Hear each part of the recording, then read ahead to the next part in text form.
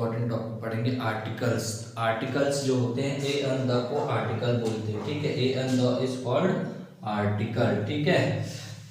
इसमें ए और एन को जो है इंडेफिनिट आर्टिकल बोलते हैं, द होता है वो डेफिनेट आर्टिकल कहलाता है।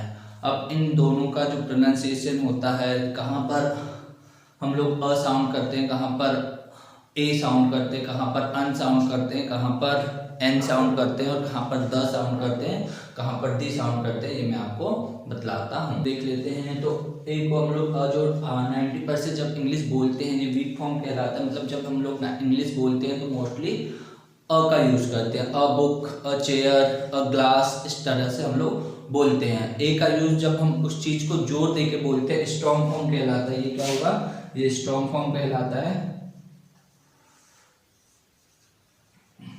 जब हम कोई भी चीज को बताते हैं कि एक चीज बोलते हैं दिस इज ए बुक, मतलब क्या होता है, हम लोग जोर दे के बता रहे हैं कि यह एक बुक है, ठीक है।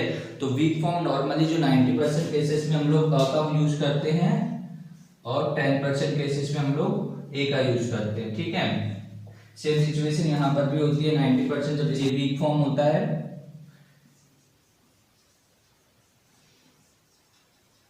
ये वीक फॉर्म होता है, ये 90% केसेस में स्पोकन में यूज होता है। और जो 10% होता है हम लोग इस फॉर्म स्ट्रॉन्ग फॉर्म का यूज करते हैं। 10% केसेस में स्ट्रॉन्ग फॉर्म का यूज करते हैं जोर दे के बोलने के लिए, ठीक है। द और दी, मतलब द हम लोग बोलते हैं, द कब बोलते हैं, कॉन्सोनेंट साउंड बोलते हैं, और दी बोलते हैं जब कोई भी वोवल साउंड के लिए यूज करते हैं, जैसे कि दी एलिफेंट, ठीक है ना। दी एलिफेंट वाला साउंड है तो हम लोग दी का यूज करते हैं। कॉन्सोनेंट वाले साउंड में द ताजमहल, ठीक है, द ताजमहल। दी एलिफेंट, जैसे कि दी एलिफेंट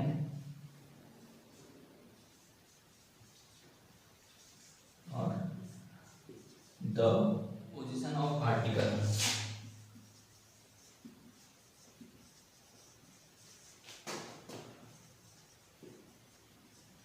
आर्टिकल यूज करने के लिए सबसे पहले आर्टिकल जो होता है नाउन से पहले यूज होता है। फर्स्ट कंडीशन में क्या देखते हैं, आर्टिकल क्या होता है, नाउन से पहले यूज होता है,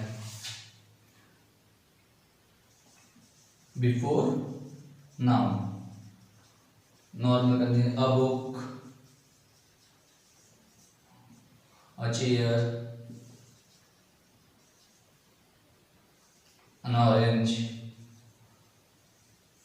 ठीक है। तो ये डेफिनेटली क्या हो रहा है, एक ये हो रहा है कि नाउन के पहले हम लोग किसका यूज करते हैं, आर्टिकल्स का यूज करते हैं। सेकंड कंडीशन होती है यदि नाउन से पहले क्या आ जाए, नाउन से पहले क्या आ जाए, नाउन से पहले आ जाए हमारा एडजेक्टिव, जैसे कि एडजेक्टिव प्लस नाउन। एडजेक्टिव आ जाए और उसके बाद में नाउन आ जाए तो कहाँ लगेगा, एडजेक्टिव से पहले लगेगा। लेकिन वो जो लगता किसके लिए है, नाउन के लिए लगता है, लेकिन लगता किसके पहले है, वो हमारे एडजेक्टिव से पहले लगता है, ठीक है। जैसे कि हम लोग देख लेते हैं, honest, Ram is a honest boy.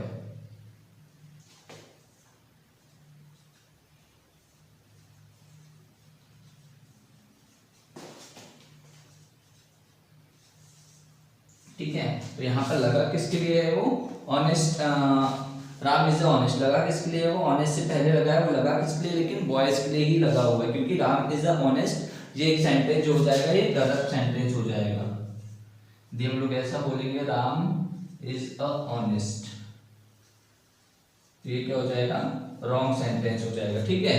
तो क्या होता है, वो लगता है इससे पहले, एडजेक्टिव से पहले, लेकिन वो काम किसके लिए करता है, वो नाउन के लिए ही करता है। यदि थर्ड कंडीशन देखते हैं हम लोग, यदि एडजेक्टिव से पहले कोई एडवर्ब आ जाए, adverb plus adjective plus noun, तो आर्टिकल जो होता है वो एडवर्ब से पहले आ जाता है, लेकिन वो काम किस लिए करता है, अभी भी वो काम नाउन के लिए ही करता है। जैसे देख लेते हैं, Ram is a very honest boy.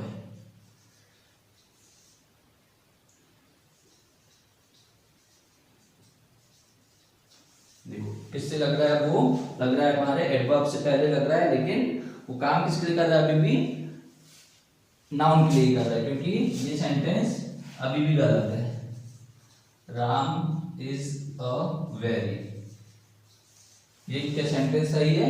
ये सेंटेंस गलत है। वेरी ऑनेस्ट, ये भी क्या है? एक सेंटेंस गलती हो जाएगा। ठीक है, तो अभी भी काम किस लिए कर रहा है? वो नाउन के लिए ही। यूज ऑफ आर्टिकल, तो ए अन का यूज कहाँ होता है ये हम लोग सबसे पहले देखते हैं। तो ए अन का यूज जो होता है हिंदी के स्वर सबसे पहले चेक करना होता है। उस लेटर को जो आर्टिकल्स के बाद आता है उस लेटर का साउंड चेक करते हैं। उस जो लेटर हिंदी में लिख के देखते हैं तो हम लोग इजीली पहचान पाते हैं कि उसके सामने अ लगेगा या अन लगेगा। ठीक है, यदि कॉन्सोनेंट ने पर तो अ लगेगा, यदि वोल हिंदी के वोल्स क्या होते हैं अ आ इ तो डेफिनेटली अन लगेगा। तो स्टार्ट करते हैं MLA में वैसे इंग्लिश का कॉन्सोनेंट साउंड चेक करते हैं। इसको कैसे लिखते हैं हम लोग? MLA। ठीक है, तो जो फर्स्ट वर्ड आया एम, ये क्या आया? हिंदी का वोवल्स आया, इसलिए यहाँ पर क्या लगेगा? डेफिनेटली क्या लगेगा? एन लगेगा। समझ में? SP। इसी तरह से इसको भी लिख के देख लेते हैं। तो SP क्या आया? शुरू में S आया, तो ये भी डेफिनेटली क्या लगेगा? इसमें N लगेगा। 1-8%, ये तो है वैसे तो वोवल्स, लेकिन इसको क्या है? 1 कैसे लिखते हैं? 1 ऐसा लिखेंगे। ये क्या आ गया? कॉन्सोनेंट आ गया। ठीक है, कॉन्सोनेंट आ गया तो क्या लगेगा? डेफिनेटली A लगेगा। ठीक है, दैट इज ब्लैंक्स बुक। ठीक है, दैट इज ब्लैंक्स बुक। तो बुक वर्ड को हिंदी में लिख के देखिए, ब आ रहा है, ब क्या है? कॉन्सोनेंट है, तो इसमें क्या आएगा? आएगा। कुछ एग्जांपल इधर पे देख लेते हैं। ऑनेस्ट, ओ आ रहा है तो क्या लगेगा? इसमें एन लगेगा। यूनिवर्सिटी में क्या लग रहा है? यू। ठीक है, तो इसमें क्या आ जाएगा? ए आ जाएगा। ठीक है, फॉरेस्ट ऑफिसर F, तो क्या आ जाएगा? इसमें ए आ जाएगा। ओनियन, तो क्या आ जाएगा? O, तो क्या आ जाएगा? इसमें भी एन आ जाएगा। ओल्ड, तो इसमें भी क्या आ जाएगा? एन। आपको दो चीज और मैं बता देता हूँ कि इंग्लिश में दो वर्ड्स होते हैं, जैसे कि आई और ए। ओ यदि कोई भी लेटर ये लेटर से होता है हमेशा इनमें क्या लगेगा? अन ही लगेगा। इनमें कभी आप लोग साउंड चेक मत करिएगा कि इनमें आई और ए में, इसमें हमेशा क्या आएगा? एन आएगा। और इसमें W और Y, ये जो दो वर्ड है इनमें कभी भी आप साउंड चेक मत करिएगा। इनमें हमेशा क्या आएगा? इनमें हमेशा आएगा ए, जैसे कि ईयर। ठीक है, इसमें लिखते कैसे हैं इसको? ईयर। ठीक है, लेकिन इसमें क्या आता है? हमेशा ए आता है। आ तो क्या रहा है हमेशा? इसमें आ क्या रहा है? इसमें वोल्स आ रहा है। लेकिन जो वाई वर्ड आ गया, वाई वर्ड में कभी हमेशा क्या आता है? वाई और W वर्ड हो तो हमेशा क्या आएगा? ए ही आएगा। और आई और ए हो तो हमेशा क्या आएगा? अन आएगा। इस चीज का आप हमेशा ध्यान रखिएगा। अब हम लोग इस के बाद द का यूज देखते हैं। देख लेते हैं द का यूज। अगर कोई सिंगुलर काउंटेबल नाउन सेंटेंस में पहली बार आता है तो उसमें हम लोग अ या अन का यूज करते हैं, लेकिन वही जो नाउन है रिपीट होता है सेंटेंस में तो हम उस नाउन से पहले क्या करेंगे? द का यूज करेंगे। सेंटेंस के थ्रू देखते हैं। This is a book, this the book is interesting. तो देखो फर्स्ट टाइम आया तो हम लोग ने क्या करे? अ का यूज लगाया, लेकिन वही नाउन उस सेंटेंस में सेकंड टाइम आया तो हमने उसके सामने क्या लगाया? द का यूज किया। ठीक है, सेम सिचुएशन यहाँ पर है। I have an import, first time आया तो हमने क्या लगाए? अन लगाया, लेकिन जब वही नाउन फिर से रिपीट हुआ तो हम लोग ने क्या लगाया? द का यूज किया। ठीक है, द का यूज हम और देख लेते हैं कि कहाँ कहाँ पर करते हैं। तो before river name, the Ganga, the Yamuna, river name से पहले भी करते हैं। बिफोर प्लेनेट नेम या हेवनली बॉडीज, जो भी हमारे आकाश में पिंड वगैरह, द सन, द स्काई, ऐसा हम लोग लगा सकते हैं। बिफोर द म्यूजिकल इंस्ट्रूमेंट के सामने भी लगा सकते हैं। द ड्रम, द तबला, इस तरह से फेमस बिल्डिंग के सामने भी हम लोग द का यूज कर सकते हैं। चीज के सेकेंडरी यूज जब भी करते हैं तो हम लोग उसमें क्या करते हैं?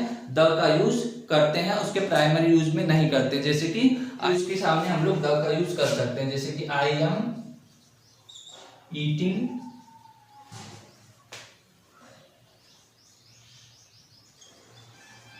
On the bed. क्या? I am eating on the bed. तो बेड का यूज मेनली क्या होता है? सोने के लिए होता है, लेकिन यहाँ पर मैं किस लिए यूज कर रहा हूँ? बेड का यूज खाने के लिए कर रहा हूँ। तो इसके सामने ये सेकेंडरी यूज है, बेड का क्या है?